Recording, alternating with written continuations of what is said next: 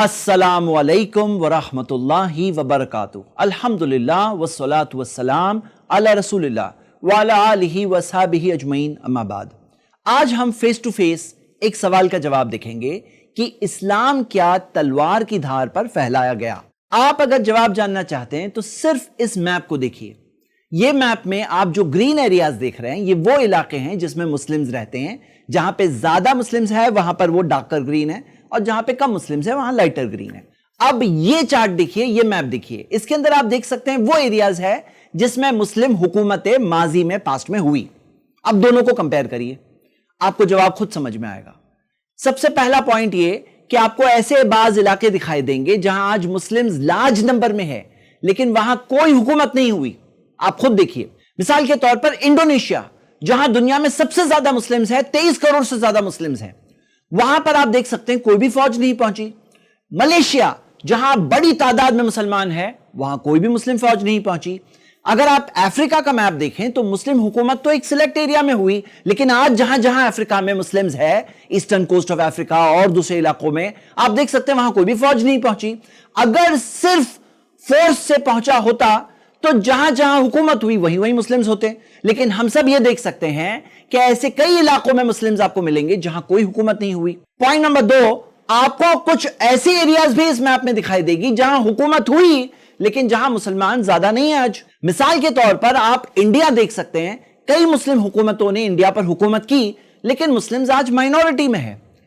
एक और मिसाल आप अरबों की देख सकते हैं कि कई सारे ऐसे अरब्स हैं जो क्रिश्चियन अरब्स और जो कॉप्टिक क्रिश्चियंस है जो पीढ़ियों से क्रिश्चियंस है, यानी कि मोहम्मद सल्लल्लाहु अलैहि वसल्लम के पहले से वो ईसाई थे, आज तक ईसाई है। ऐसे 1 से 1.5 करोड़ क्रिश्चियंस आज भी अरब कंट्रीज में रहते हैं। मिसाल के तौर पे लेबनान में तो 35% क्रिश्चियंस है, इजिप्ट में 15% है, कुवैत में 18% है और ऐसी कई कंट्रीज हैं।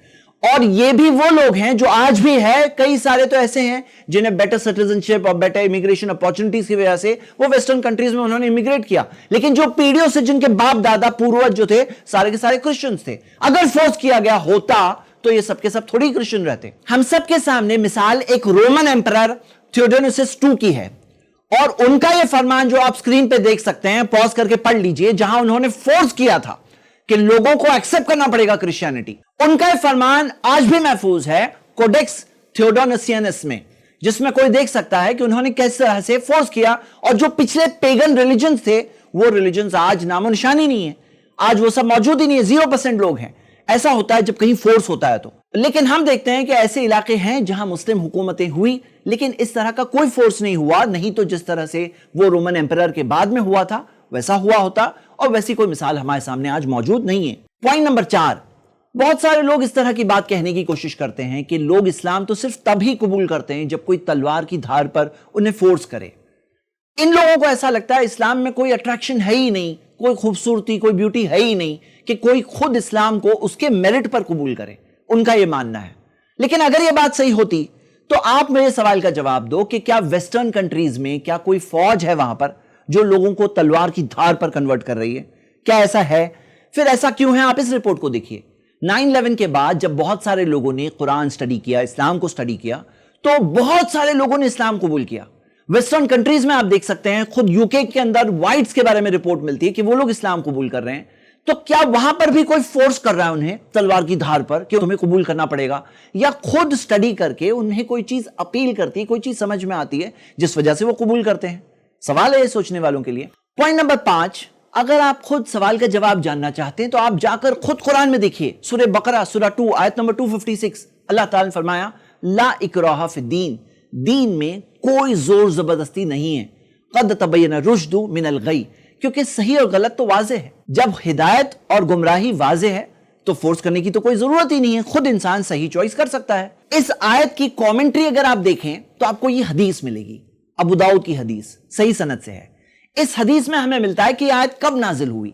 मदीना के जो रहने वाले लोग थे अंसार, उनके अंदर एक प्रथा चलती थी कि अगर कोई बच्चा बीमार हो जाता तो उस बच्चे के ताल्लुक से एक मन्नत करते थे कि अगर ये बच्चा ठीक हो जाएगा तो मैं इसे एक यहूदी के घर में दे दूंगा। इस तरह से बाज अंसार के लोगों ने अपने बच्चों को यहूदियों को दिया हुआ था।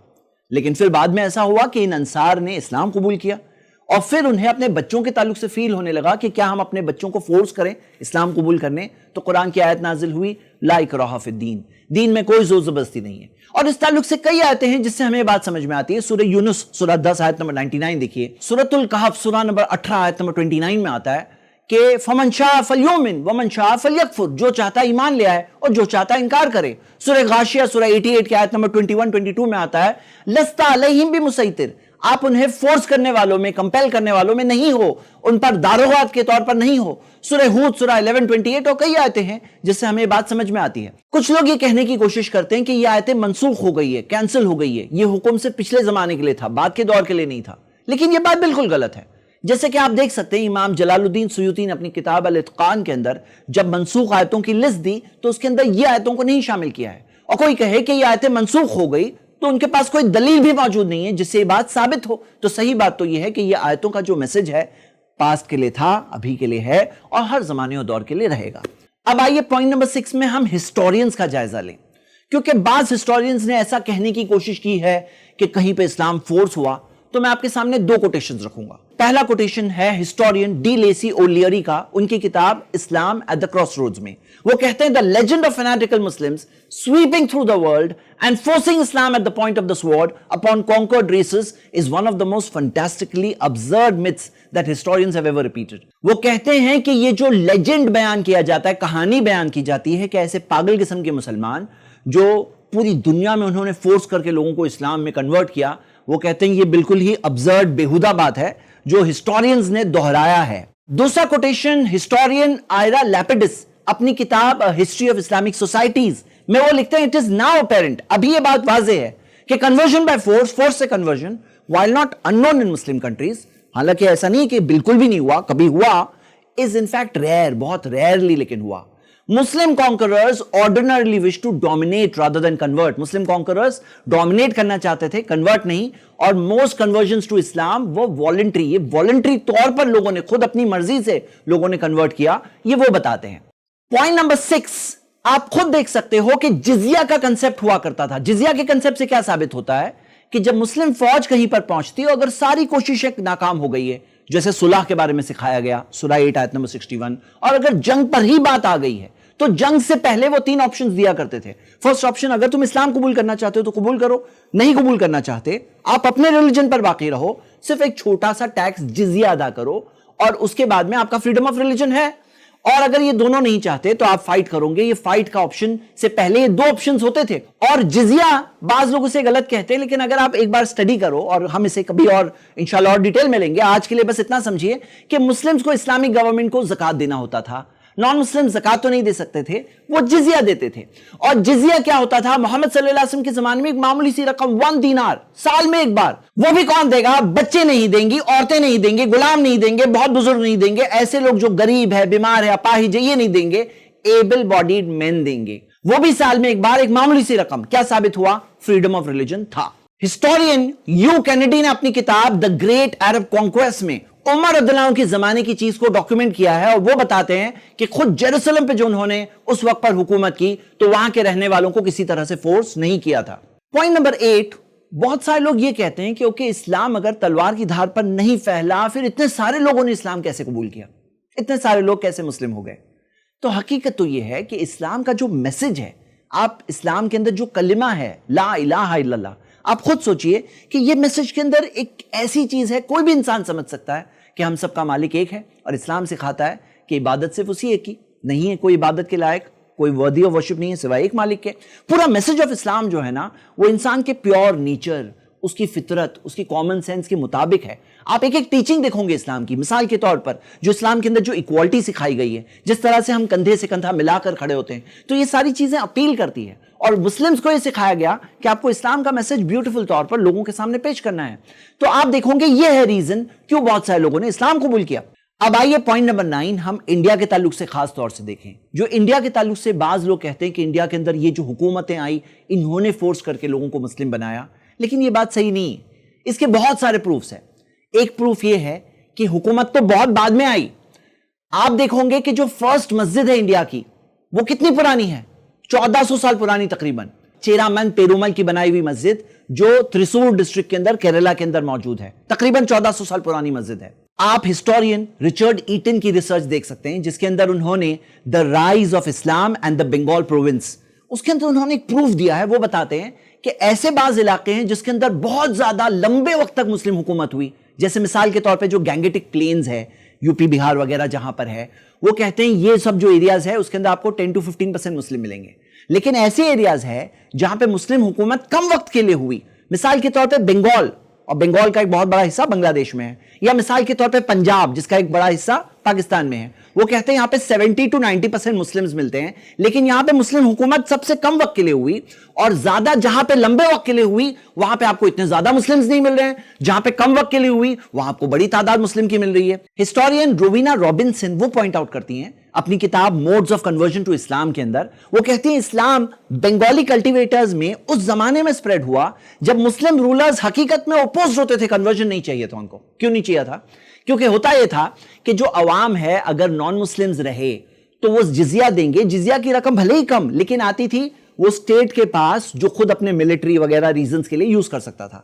जब वो कन्वर्ट हो जाते तो वो मुस्लिम्स होने के बाद ज़कात देंगे, और ज़कात की रकम कहां जाएगी? गरीबों में जाती थी, ज्यादातर गरीबों में जाती थी। तो हम देखते थे इस वजह से जो रूलर्स खास तौर से चाहते थे कि नहीं कन्वर्ट ना हो, और ये बताती हैं, डॉक्यूमेंट करती है उस जमाने के बंगाल के ताल्लुक से। और हिस्ट्री की अगर बात करें आपको ऐसी रिपोर्ट भी मिलेगी, मिसाल के तौर पर टीपू सुल्तान के बारे में आपको यह भी मिलेगा कि उन्होंने कई मंदिर बनाए, हिस्ट्री की बात कर रहे हैं हम, मंदिर बनाए, और श्रीनरी का ये मंदिर टीपू सुल्तान ने बनाया है।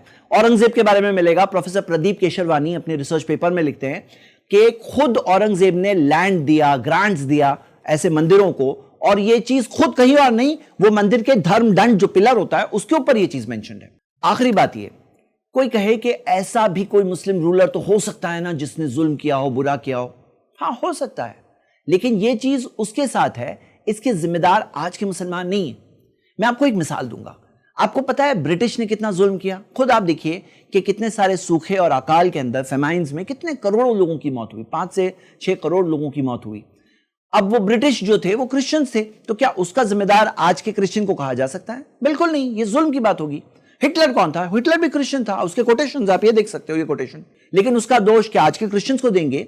उसी तरह जो उस जमाने के अंदर जो क्रूसेडर्स ने किया और जिसके लिए पोप ने अपॉलोजाइज भी किया था, आज के क्रिश्चियंस को उसके लिए ब्लेम नहीं कर सकते। एक मिसाल आप देख सकते हैं पुष्यमित्रा शुंगा की, पॉपुलर कंट्रोवर्सीज में बताई जाती है कि 150 BC के करीब उन्होंने उस वक्त के जो बुद्धिस्ट थे उन पर बहुत जुल्म किया, पूरा सफाया उनका कर दिया, उनको खत्म कर दिया और उन्हें एक तरह से हिंदुइज्म में कन्वर्ट किया। लेकिन उसका दोष आज के किसी हिंदू को नहीं दिया जा सकता। तो बुनियादी बात यह है, ऐसा कोई अगर मुस्लिम रूलर था भी जिसने ऐसा कोई जुल्म किया तो उसका दोष उस पर है, आज के जमाने के मुसलमानों पर बिल्कुल नहीं है। अगर आप हिस्टोरिकल एविडेंस देखो, मैप देखो, आपके सामने बात क्लियर है, टीचिंग्स देखो, इस्लाम की बात क्लियर है कि इस्लाम के अंदर तलवार की धार पर फोर्स करना बिल्कुल नहीं है। आखिरी बात इस वीडियो को फिनिश करते हुए मैं ये कहना चाहता हूं कि आप अपनी लाइफ की थोड़ी 12 मिनट निकालकर जरूर इस वीडियो को देखिए। इस्लाम का इंट्रोडक्शन दिया हुआ है, ताकि इस्लाम ओरिजिनली बेसिकली सिखाता क्या है, आप वो अगर देखेंगे तो इस टॉपिक का जवाब समझने में और आसानी होगी। शुक्रिया। अस्सलाम वालेकुम रहमतुल्लाह। अल्हम्दुलिल्लाह, इस एपिसोड को बनाने में मुस्तफा खान और उनकी फैमिली ने पूरा ताउन किया है।